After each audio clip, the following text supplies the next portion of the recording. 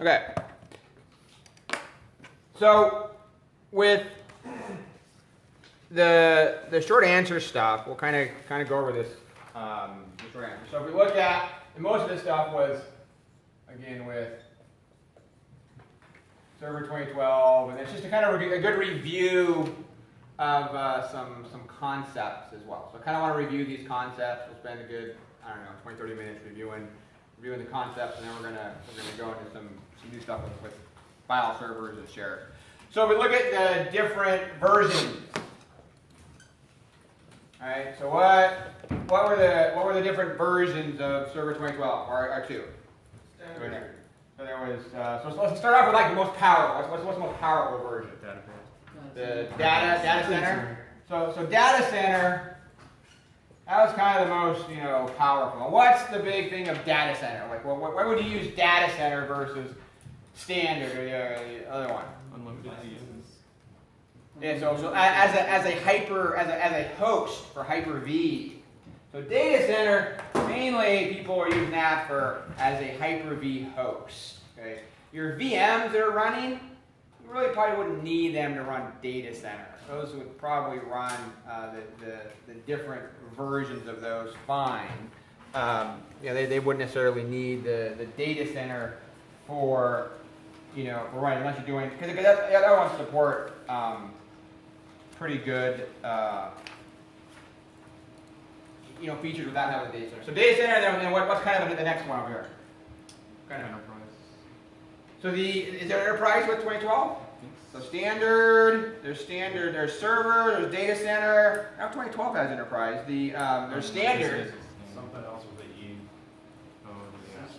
Essentials. So standard. There was an enterprise with 2008 R2. I think 2012 has data center, standard. So standard is kind of the base one that you're probably gonna see that we're gonna run all of our VMs. And then what was another one? Essential. So what is essentials? This is like the Not very useful. Just the bare bones. but No, it's useful.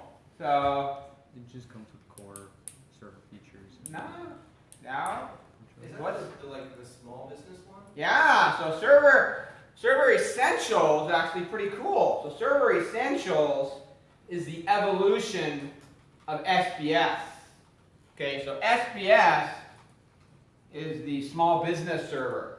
This has been around for 15, 16 years. So I've played and installed every version of SBS 2000, 2003, 2008, 2011. So these are all of these big SBS versions, and they kind of follow the same server platform and exchange platform. Each of these versions had also an exchange server tied to it, and the exchange server and all the other stuff was integrated into this one product called SBS server. Okay, and there wasn't a SBS 2014 or 2012. Basically, they converted this into Server Essentials, and Server Essentials actually does give you all of this overlay on top of Windows, and it's kind of cool. So that's another class. We might go over a little more depth of all of the features and functionalities, but it does have some cool hooks into Azure and into Office 365. So Office 365 and Server Essentials they're tied together. So you can create an account on your local Essential server and have that sync to Office 365. And then you also have all this remote gateway functionality. So there's some pretty cool stuff in it. Question? Azure, whatever, is the Active Directory for 365, right? Azure. So Azure AD is basically that Active Directory for Office 365. Correct. So it is kind of cool. So before, this used to be its own product. Okay, before the Server Essentials and the pre-2012, it was kind of its own product that you had to install as its own installation. And they basically it used to be a role. Essentially it's a role. And that's kind of what it is now. Essentials actually has a server role in it as well. So the role functionality you can add on your server, and you kind of get the same functionality. And then what's the what was the other one? Foundation. Yeah. I think it's the last one. So there's this foundation server as well. It's kind of that's kind of the low entry. You get a limited functionality that's in there. So I'd say the main thing of data center, Hyper-V. Standard edition is going to be your core servers, your base servers that are running. Essentials is this kind of specialized version, and then Foundation is a base base version. And they all have different levels in terms of processors and RAM and support that they have as well. Okay. All right. So is the 32-bit is 2012. R2, is it a 32-bit or a 64-bit? 64-bit, right? It's only 64-bit. So is there a 32-bit version of 2012? No. About 2008. Is there a 32-bit version of 2008? Yeah. For 2008, there is a 32-bit version of 2008. Okay. All right. Then we went over a bunch of roles. Okay. So there's a whole bunch of roles in 2012 R2, and the roles I think you should, the book kind of goes over some good roles, but they're kind of branched into there's some, Active Directory kind of roles that deal with Active Directory. So what's some Active Directory roles that were in there? So certificate services, directory, AD, DS, Active Directory, there's AD, Active Directory Federated Services. So there's some Active Directory roles you should be familiar with. And there's also some infrastructure. So there's this infrastructure role. So what's kind of some infrastructure role? We went over one of them last week, right? So DHCP. So DHCP would be an infrastructure role. DNS. So there's some infrastructure stuff of these roles, and then there are also some application roles as well. So anyway, I want you guys with 5 of these application roles, but it's good to, you're not going to memorize every single role, but you should go in there and see again what these roles are, and at least get the basics of some of all these roles. And then there were, next thing is the features. Okay. So features are more of a smaller part of the operating system, and there's good, 20, 35, 40 features. So what were some of the features? Everybody kind of listed the first one. There was a bunch of BitLocker stuff. Everybody tended to put that on there. What were some other features you guys had on here? Everybody put a bunch of storage. STP, SMP. Yeah, there probably is some SMTP maybe in there. What's some other stuff? SMTP. Telnet, I think Telnet's one. So Telnet might be a feature used. Backup, I would say, probably be the one that you're going to use the most in terms of you should, a network is having the backup functionality working on your server. So there's a whole bunch of these features. They're in there. So, and there it's depending on what how you're using Windows, what you're using it for. Another one in here is .NET. I would say that's used a lot. So the .NET 3.5.1, the .NET 4 and 4.5. You see that a lot. Usually when you install an application on the server, it usually requires .NET. So you end up having to install that. So I would say .NET backup, you see a ton on all the servers on there. Telnet, if you're using some Telnet stuff. But I don't use it as some NFS stuff as well. So NFS, I think, is another role. What's NFS? What is that used for, to communicate with what type of That's for Unix file systems. system? Yeah, for Unix, a Unix file system. So that'll communicate with a Unix server, and you can also use it to actually connect with VMware. VMware runs on essentially Unix as well. Okay. All right, next we went into the RAID. All right, RAID configuration. So these guys, you should definitely know these RAID configurations. Okay, so RAID configuration. So if we start off with the kind of the most basic, RAID 0. What's RAID 0? Striping. Striping. So RAID 0, you have multiple disks, at least 2, 3 disks on here. You can start with 2 and you're striping the data. Data gets written to all disks essentially simultaneously. So it's extremely fast. So RAID 0 is the fastest disk type there is in terms of RAID systems. But what is the downside to RAID 0? So what if you have over here? One goes down, the other one out. Yeah, so if I have 5 disks over here and I'm striping across all 5 of them, I'm going to be able to read and write really, really fast to these disks.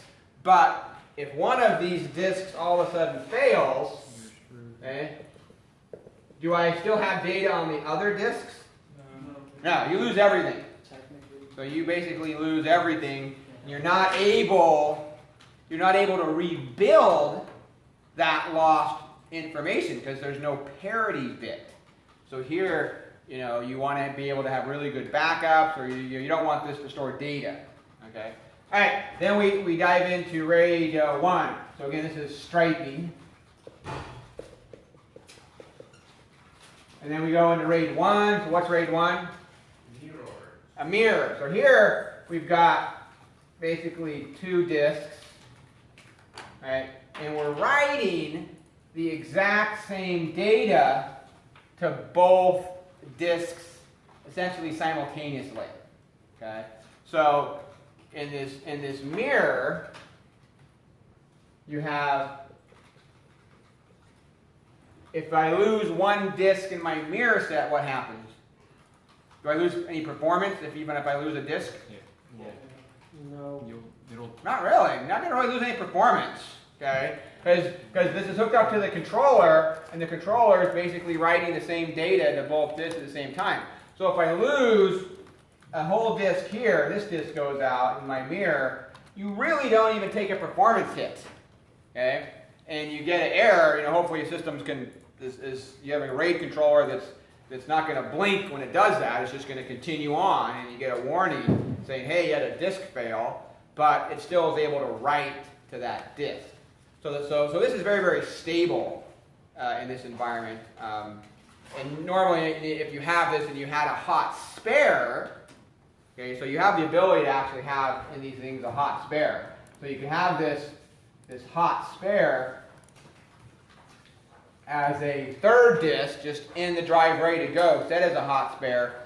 And then if one fails, this hot spare will immediately kick in, and then it'll rebuild and it'll recreate the RAID array, and it'll take all this data. And maybe during that rebuild, you have a performance hit, okay, because it does have to copy all of that data simultaneously. So you will take a performance hit when you're rebuilding the RAID array, but you're not going to lose any data, and your system will go down. Okay. All right. What's the kind of next one on here? We kind of look at the RAID levels. RAID 5, right? So then it's RAID 5. So RAID 5 usually has you got to have at least 3 disks, okay? This RAID 5. And the RAID 5 is kind of interesting because it writes this, data kind of across all, but then it also writes this parity bit. So it has this weird, parity bit. And so this is kind of like a mathematical algorithm. So what this means is that if any given drive fails, and I fail this drive, well, it has the parity bits are written on the other disks, so it can calculate the missing data, and it can make up that missing data on the fly. So in this scenario, if you lose a disk, do you take a performance hit? Oh yeah. So if you have a RAID 5 that's degraded, you'll take a big performance hit, okay? Because it has to recreate that data on the fly that's missing. So it's got to read all the disks and recreate that data. But it'll still function. Your system will still function. and then ideally, if you have when you replace it, it'll then rebuild as well. Okay. So what are RAID 5? This is another thing that's kind of interesting. So if you have multiple, let's just say we got a big setup here. This isn't failed. So a RAID 5 is going to be, are they going to be better at reading or better at writing data? What do you think they're going to be faster at? Writing. So somebody says writing, somebody says reading. Why? Which one? Why would writing be faster if you said writing? Well, I think writing would be faster because having to read with one down. Well, this is if not one's down. This is Well, if it's functioning fine. So your RAID array is functioning fine. Are you able to read faster or write faster to a RAID 5 system? In general. Faster than what? Well, then anything. RAID 0, RAID 1. Reading. Reading. So, or is it just faster than itself? If you're able to write or read, what's going to be faster? If I have a gig of files that I want to write to this RAID 5 system, or if I have a gig of files I want to read from the system, what's going to be faster? Reading, because you're not Reading. having to stripe and then do. Yeah, exactly what Evan's saying. So reading, okay, on a RAID 5 set is actually faster than reading from a RAID 0 usually. Okay, you have to have a performance increase when you're reading on RAID 5 because it can actually simultaneously read across all the disks, and when you write to the disk, it has to write the extra parity. So writing has a big performance hit compared to RAID 0 when you end up having those disks actually. Because RAID 0 there's no parity, but RAID 5 has to take that parity hit and write it to all the disks. So there's actually a pretty big hit with regards to parity when you on the RAID 5. But reading very very very fast, just so you know. Okay. All right, and then if we jump up to the one you guys should know, so there's RAID 1 plus 0. What the heck is 1 plus 0? It's literally. It's a mirror stripe. So striped and mirrored. And this is usually set up, depending on how it's set up, but the best way that you want to have this set up, this is kind of, if you're able to set your RAID controller supports it. So let's just say, and this is important to know the advantages and disadvantages. There's a big, there's different theories on what's better, RAID 5 versus RAID 10. Okay, tons of arguments on the web. Which is better? RAID 5 is more kind of an older school, but traditional, been around for quite a while. And then everybody here is saying, RAID 5 or RAID 1 plus 0 is actually much better. And it's kind of figuring out what's the pros and cons. So in RAID, this 1 plus 0, if I have data, what happens is this data, okay, so it actually gets written, so you can stripe this data across the disks, right? So it's very, very, very fast, but then it'll also mirror that data, and this should be kind of set up this way, where I think it's going to make more sense if we put this data in different colors here. So I'm striping this data across these disks on here, but this data then is also mirrored in itself. Okay, so the data then becomes mirrored on each of these guys. So this becomes basically a mirror set, and this becomes a mirror set. This becomes a mirror set. Okay. So in this scenario, when your RAID controller is writing it like this is actually really, really good. Okay, and why is that? Why is this a pretty good setup in terms of having the data, each drive here mirrored to another system, and you're striping it? So what do you gain here? You have the benefits of striping, but then if one of them goes down, the mirror just replaces it, and you don't lose everything that you would with just basic striping. Yeah, so pretty good explanation. So here, you're getting the same performance basically as RAID 0 because you're striping across all of these disks extremely fast. You're not writing parity like in RAID 5, okay? And wow, every single one every single disk here is mirrored. Okay, so but let's look at this in terms of let's just say each of these disks in the same scenario is a 1 terabyte disk. Okay, so it's a 1 terabyte disk. So I have 1, 2, 3, 4. I have 8 disks, and the whole thing you got to compare apples to apples. So if I compare RAID 5 with 8 disks, right now I've got 1, 2, 3, 4, 5. So I've got 6, 7, 8 disks in my RAID 5 array, and I've got 8 disks in my RAID 1 plus 0. So first, what's going to be able to write faster? The RAID 5 or the RAID 1 plus 0? 1 plus 0. 1 plus 0 will write much faster. Okay, because it doesn't have any parity. So it's going to easily be able to way outperform the RAID 5 in terms of writing. What about in pure reading? Reading? I think RAID 5 is probably going to beat it in reading, actually. They're going to be similar, but I think RAID 5 will actually beat it in reading from all these disks. Now, if these are 1 terabyte disks, how much space do I have in the RAID 5 array? Basically, not quite total, but what do I essentially have in my RAID 5 array? Roughly 8 terabytes. Okay, so somebody's saying I have roughly 8 terabytes. 7 something. Not really, because in RAID 5, you lose one of your drives, essentially. Okay, because that is basically for parity. So basically, you're going to have 7, equivalent to 7 terabytes of disk space in your RAID 5 array with 8 disks. So that's pretty good. Okay, now what about over here? I have 8 disks. These are all 1 terabyte disks. So what's my total space here? 4. 4, exactly. Here, I have 4 terabytes. Well, wow.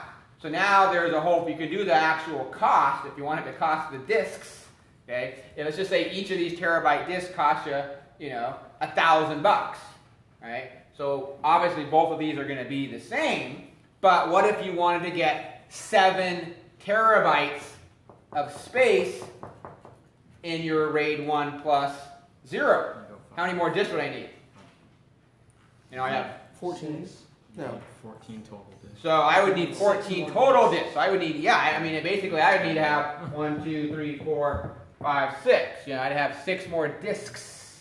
Okay. So if each of these disks were $1,000, my RAID 5 to get me 7 terabytes over here, this would be approximately $8,000. Now, what's the equivalent cost of RAID 1 plus 0 to get me 7 terabytes? 14,000. Yeah, I'm going to have to spend $14,000 here. I'm going to need 14, and the performance, when you start putting out 14 disks, because now you're comparing 14 disks versus 7 disks, so this will probably outperform it in terms of performance because, you've got more disks, so of course it can write faster, but wow, you're spending some way more bucks for that. Okay, so that's the trade-off between RAID 5 and then RAID 1 plus 0. Okay, that's what you got to realize is if you have the money, and money's not the cost, is the issue, then actually RAID 1 plus 0 is better, and which is more stable.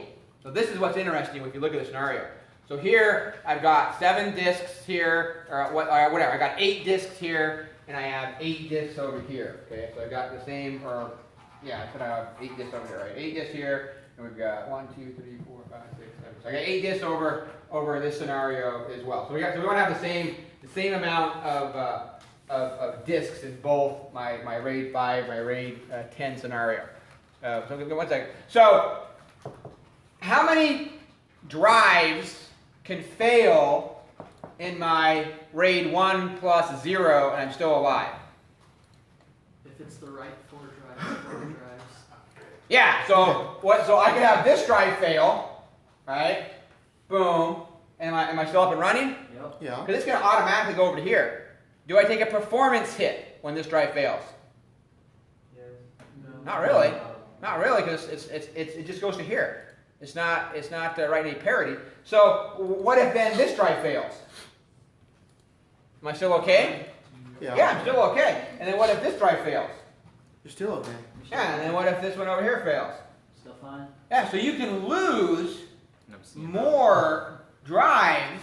You can actually lose, almost half your drives. Okay, still be okay.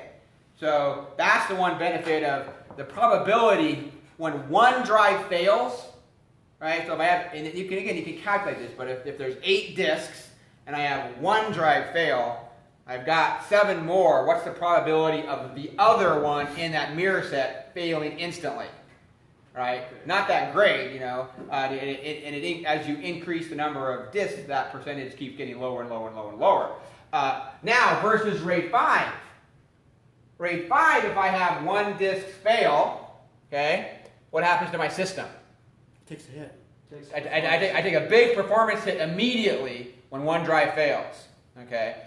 Now, what happens when my second drive fails? You are screwed. I lost everything. Boom. You lose everything when that second drive fails. Okay? So, that's, the trade-off of RAID 5 and RAID 1 plus 0. So, basically, if you have the money, oh yeah, RAID 1 plus 0, as long as it's set up this way. Now, you can set up RAID 1 plus 0 also. I believe there's RAID controllers that set it up this way, where it mirrors, it creates a RAID 0 across all of these, and then it mirrors that over to the other disks. So that way, if 2 drive fail, you're totally messed, But this is almost like 0 plus 1 versus 1 plus 0. So, but it depends upon your RAID controller. Some RAID controllers will stripe it, and then they'll mirror the entire set. So you got to make sure that you know exactly what you're installing. So there's this big debate. You go on blogs, all kinds of people talking about their RAID 5 versus RAID 0. The biggest thing I would say is cost per gigabyte, cost per terabyte. You're looking at almost double the cost per gigabyte to get you RAID 10 for that same amount. If you need 10 terabytes of disk space with RAID 5 versus 10 terabytes of disk space with RAID 1 plus 0, or RAID 10, then you're going to spend a heck of a lot more money in the RAID 10. Okay? Cool. Okay. So anyways, that was a little more info on the disk subsystem, but it's good to you guys we get all these. All right. So partition types. When we went and looked at the partition types, everybody kind of got stumbled on the partition types. So with the partition types that I was getting at, this is when you create you put a brand new hard drive in. What I was looking for here was either the MBR, format the MBR, or what's the other one on here? GUID, what's that? GPT, right? So this is the GPT that has a GUID associated with it, right? So these are the 2 core, right? The lowest level. When you you just put a drive in a system, it's either got to be MBR or GPT. Now, and the important thing here is to know the difference between these. So MBR, this is kind of a legacy, right? What's the limitation of MBR? It's like 2 terabytes. Yeah, this is like 2 terabytes. It kind of has this 2 terabyte inherent limit. You can sometimes do 4 terabytes, but it has a limit of 2, 4 terabytes. And then the GPT, this is essentially not really any limits. This has got exabytes. I mean, you're never going to have enough money to, at least the average person's not. Eventually we're going to pump if you're a giant company, I guess if you have millions of disks, you could. Google. So, and then also the GPT disks support also, if we just kind of talk about these partition types, there's also the, just in the same thing as BIOS. So so what's the legacy BIOS? The legacy is kind of BIOS format. What's the new? UEFI. Yeah, there's UEFI.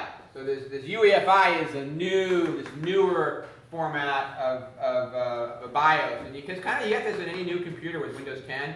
Usually it's UEFI, and this supports a bunch of features that you don't get with the legacy BIOS functionality. Okay, drive encryption, secure boot. You can do all kinds of cool stuff with UEFI you can't do with the legacy. And most systems now are shipping with UEFI enabled by default when you put it in there.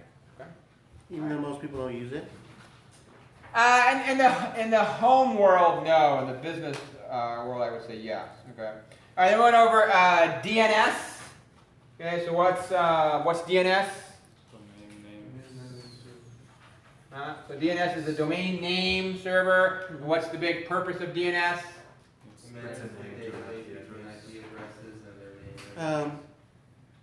The big purpose of it is to translate a common phrase that you may put into a IP address. Well, it's mapping. It's mapping Yes, an essentially IP it's a big address phone book. to a name. It's basically a big phone book. Yeah. So it's mapping. So instead of putting an IP address in everything that you go to, you can put in a name. Okay, so it maps a name. If you go to www.facebook.com, that Facebook, when you put it in, it's got a query DNS. And what port does DNS go over? 53, right? And then it's going to get back a response from a DNS server that this IP address, this name goes to this IP. So the whole thing is we're mapping, names to IP addresses, or IP addresses to names. So we don't have to sit there and remember all of the IP addresses. Okay. Right. And then GPO, went over like a GPO in terms of what's a GPO. So people got this part right in terms of the GPO.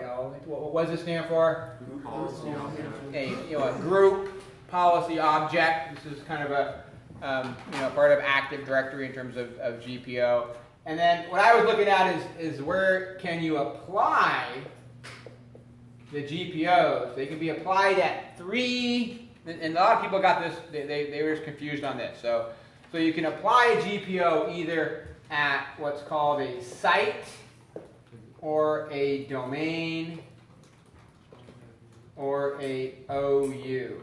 Okay? So some people put different, this one people were putting all kinds of stuff in there. Okay? Users, groups, domain local groups. I had various answers on that. So that probably wasn't clear for everyone, because I got a wide range of answers for that question. Okay?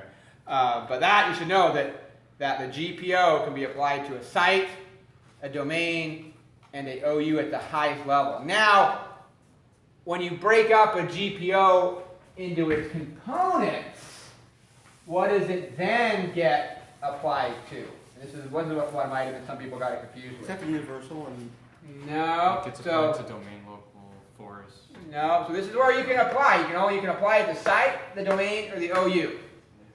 But where do GPOs actually then work on? Okay, there's two. They either work at the computer level, or they work at the user level. Okay? And you got to understand the difference. If you apply a GPO at any of these, okay, because first, computers and users are going to exist in all of these spots. Okay? A user or a computer is going to always exist in a domain. It's always going to exist in some site. Okay, it might not always exist in an OU. Okay, so OUs are where you can really then start segregating all of your different users. But when you actually apply a GPO, for instance, let's just say you had a GPO and you wanted to set the home page to google.com. Okay, so let's just see what would happen if that GPO, if you could apply it at both the computer and the user level. Okay, this is probably a user setting, but let's just say that for setting the home page, if you were to apply that at the computer level, right, what would happen if you apply that at a computer, if anybody came on log to this computer on any account, what would be their home page? All right, so when you set something at the computer level, it doesn't matter what account logs onto that computer, they're going to get that policy setting applied. Okay? Versus if you apply it at the user level. So now I set a home page at the user level to google.com. Now I've got 30 machines. It doesn't matter where that user sits. Anywhere that user goes, that GPO is going to apply and their home page is going to get set. Okay, so that's the core differences of terms of once you determine where you're going to apply them, then it is actually what is the GPO going to do. It's either going to affect the computer or it's going to affect the user. And there's literally hundreds and thousands of little settings within the GPO that you can then tweak and modify. Any question? Does one take precedent over the other? So if, for instance, I set the computer to have go Google.com, they're kind of separate. Bing.com. They're kind of separate in terms of but there is a little hierarchy of GPOs, whether they're kind of domain or local. But that's usually when it's applied to the domain or if there's a local setting. But in general, the policies they're not meant to have the same stuff applied at the computer level and at the user level. Okay. All right. Another question? Any question in the back, Rollo? You got some earlier right now? Oh, I was just gonna ask with regards to like 5 versus 1-0. Like, would you say like a normal organization, if they don't have money, like 5 is the best, but like a rendering form would be like a 1-0? Yeah, I mean, most companies I'd say are, rate 5 is I would say probably the more common for small, medium businesses. And if you have the money, you can afford the extra discs to get RAID 10, then that's a little bit better. But you have to have more discs. That's the whole thing. And so it's all based on storage. So if you buy a server that supports 12 disks, it's very common. A server supports 12 disks. Then you have to say, okay, I have a server that has 12 disks. If those were just 1 terabyte disks, I basically would have 12 terabytes of space. 11, 12 terabytes if it was RAID 5. So do I need that? Maybe the organization only needs 4 or 5 terabytes. So then they could say, oh, I could go to this RAID 1+0 and have better performance. Okay? And then it's also performance driven. Okay? That's something you have to realize too. If you're a small organization with only 20, 30 users, and you have a server, are you going to see the benefits of this RAID 10, spending double the money? That you might not even be able to notice the difference. Okay, so that's kind of like if you have a processor. Maybe you have a Core 2 processor, and you have whatever an i3 processor, and the i3 is supposed to be a little faster, and you're just if it's a basic user that's only running Word and Notepad, are they going to see the difference between these processors? Maybe not. But if you have someone that's like doing some hardcore video rendering versus somebody using Notepad, then of course they're gonna see the difference between having an i7 and a Core 2. So it just depends also on what you're doing, what your needs are. Okay. All right.